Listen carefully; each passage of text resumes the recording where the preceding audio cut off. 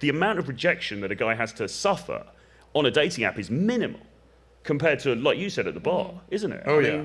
So there's nothing worse than not that this has ever happened to me, ladies. Yeah. Going up to a girl, having to muster up the courage. Yeah. You're looking at the girl. All right, cool. Who's she with? I don't know. She with a guy. She's with her friends. I'm not gonna go up to 4 girls. All right, cool. All right, I'm gonna walk across the bar. What am I gonna say? I don't know. Is she gonna like me? Is she gonna not? I don't know. You're all up in your head. You're sweating. I don't know. Is it the drugs? I don't know what I'm thinking right now. And then you're like, you go up, and then maybe you say a good line. You butcher the line. You don't know. You don't remember what you're saying. And then she's just like, hey, I have a boyfriend. Or like, and you're just like, you're like, bitch, you have no idea. I've been over contemplating this for 10 minutes. And in 3 seconds, you're just like, cut me off. Man, I think me and Adam, I think we need some sympathy here from the people at home, because how hard it is for us, you know, for guys in general, because women, I tell you what, the marketplace out there is fucking brutal now. Yeah. Absolutely brutal. And this is why guys in general have such difficulty in this area. You know, and it's kind of weird because this dating coach stuff, this game stuff, has been talked about for over 20 years in its modern iteration, right? The information is all out there, and people say, well, why does it still need to be taught? Well, the reality is most men still don't get it. That's why it needs to be taught. You know what I'm saying? So, and women wonder why, like, guys, you maybe have that, like, oh, he's a dog. He looks at every girl. It's like, well, look, I made my money doing sales, and I decided to start making cold calls. Yeah. And they would just say, pick up the phone, smile, and dial. All right, cool. Do you think I just called one client? Yeah. I think I just was like, yeah, I made my...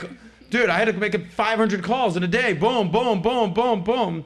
Sales, I say this all the time, is a lot like dating. You got to go out, you got to hit options. Like, it's a law of large numbers, law of averages. Yes. Thank you. Every no is you're closer to a yes. Exactly. Every no is closer to yes. Amazing. So, and what you find in sales and also in dating, the more sales calls you make, the more you deal with the rejection. It's not even a big deal. Dude, exactly. It's my 100th call that hung out with me. And the girl that's like, I'm good. I'll just go talk to this girl. I'm good. And then it rolls off your back. Your vibe gets better. And then your riz gets better as a result of... So you can go to the club. Actually, Myron talked about this. He used to talk about this back in the day. He would say... He would go to the club in Miami before he was famous or whatever, and he would talk to sometimes 40 or 50 girls in the night. Yeah. Not because he was getting probably... He could have got phone numbers and stuff. He was looking for like sort of you know, kind of fun pretty quickly, or he was looking for girls who were showing him immediate interest. If they didn't show him immediate interest, he'd be like, okay, on to the next one. 40 or 50 girls in the night. Do you know what I mean? You have to be doing that volume. Yeah, you know? That's a lot of work. Yeah, but keep in mind, and I say this. That's the life of a guy, ladies and gentlemen. And by the way, we're gonna weigh in on this. We're gonna have your ladies weigh in a second. But I'll say this: keep in mind, Myron's a 6'3", in shape, good-looking, black guy.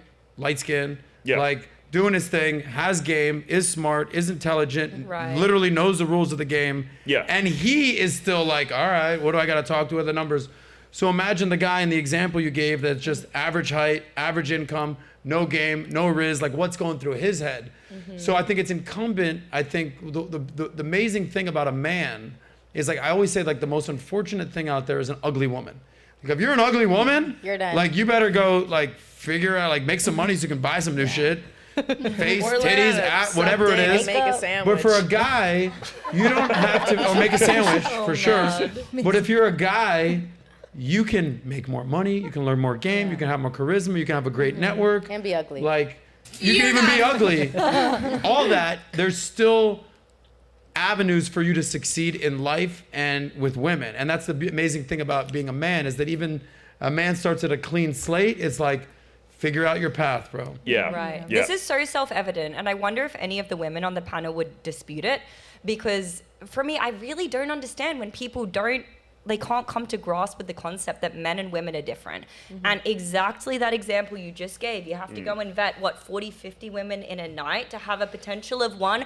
Like, woman. That's for a sort of a one night thing. I'm sure there were other women that liked him, but it was just to... I got you. But by comparison, any woman, even an average, a mid-looking woman, since that word is all the rage nowadays, a mid-woman could go walk into any bar and go get laid tonight. Exactly. Easily. And yet women say it's not different. It's comparable, a man with a high body count versus a woman. But it's not comparable at all, because what is worth having doesn't come easy. But is that because women are mainly looking at the top percentile of men? So there are some women I've seen on these shows who think that it's as easy for men as it is for women in the dating marketplace. But they're thinking about someone like Justin Waller, and they're like, yeah, man, it's just easy. He just walked in the club. And they almost completely disregard the 80% or whatever, majority percentile it is of guys who are kind of average dudes. Right. And they don't really understand the experience that those guys have. Yeah, and I think there's a lot of average women though. You know what I mean? They'll still get laid. I think it's hard. Average women, like women are going out to get fucked. Men are going out to get fucked. So our issue, we could go to any guy and talk to them and go home and get laid. But like, what guy's gonna like take care of us emotionally? Because men and women are looking for different things. Protect you and like be safe. That is very hard. So you have to talk to 150 dudes compared to 40 women in a night to even find somebody that might be emotionally intelligent enough to make you feel safe in that way. Well, hold on. Let me. Well, you brought up Justin Waller, so let me say one thing, and then I'm gonna ask the ladies the questions on the panel. I said to Justin Waller, it's the same thing I said to my buddy, 6'9", multimillionaire, NBA player, one of my best friends. And this Where's he at? This is 10 years ago.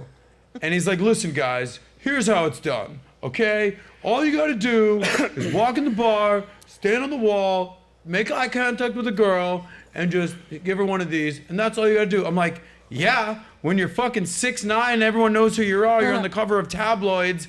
Yeah, it's a little easier that. It's like, I want to hear what the 5'7" bald broke dude is doing to get laid. Like, I want to hear his story because that guy's got to work. And I brought this up to Justin Waller, and I said, listen, Waller, some people will say you're a good-looking guy, 6'3", fit, you're hanging with the Tates, you're like, you're a known guy. And he goes, yeah, but you think this came easy? He's like, because there's another version of me out there who's 50 pounds overweight, never made money, never learned self-confidence, never learned game. That version of me is out there. So this comes down to my point, is guys can figure it out and figure out their lifestyle. Now, you might be a 7 that goes to a 10. You might be a 3 and go to a 7, but there's always self-improvement for a man. Yeah, no, I completely agree. Completely co-sign that. Completely agree with that. And the other thing about say Justin Waller is he's also got Riz. He's also got that. It's not just looks. It's not just height. He's got that personality as well. And but those are all things that can be developed. Like any guy can work out. For sure. Any guy can go to Turkey and get his legs broken and get up to 6'3". Apparently. Troy, any guy can just go break his legs, implant some rods. And man. Listen. I don't recommend that. Yeah. I don't recommend that to anybody out there. But apparently there is surgery now. Yeah, I've heard leg about lengthening that. surgery. No, don't do that. Don't do that. But any guy can work on himself and improve himself, improve his financial situation, improve his, there's so much you can work on, right? Fully agree. So if you like that clip, click right here to watch another, or if you want to watch the entire SOSCAST, click right here.